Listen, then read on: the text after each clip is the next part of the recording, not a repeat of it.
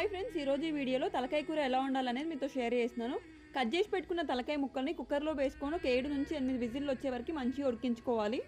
ఇప్పుడు స్టవ్ పైన ఒక గిన్నె పెట్టుకొని అందులోకి మనకు కర్రీలోకి కావాల్సినంత ఆయిల్ వేసుకొని కొంచెం జీలకర్ర, ఆనియన్, అల్లం వెల్లుల్లి పేస్ట్ అండ్ పసుపు వేసుకొని మంచిగా మిక్స్ చేసుకుంటూ ఫ్రై చేసుకోవాలి. ఇప్పుడు ఇందులోకి మనం ఉడకబెట్టుకున్న తలకాయ ముక్కలు ఉన్నాయి కదా, వాటర్ వేయకుండా ఓన్లీ ముక్కలు వేసుకొని ఆయిల్లో మంచిగా ఫ్రై చేసుకోవాలి.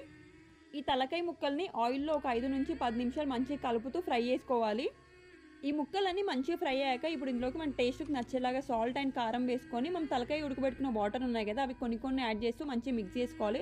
మనం ఇందులోకి ఎక్స్ట్రా వాటర్ వేయాల్సిన అవసరం లేదు, మనం ఉడకబెట్టుకున్న వాటర్ సరిపోతాయి. ఉప్పు కారం మంచిగా ముక్కలకు పట్టాక ఇందులో కొంచెం చింతపండు రసం వేసుకొని అంతా మిక్స్ చేసుకొని ఒక 2 నుంచి 3 నిమిషాలు మంచిగా ఉడికించుకోవాలి.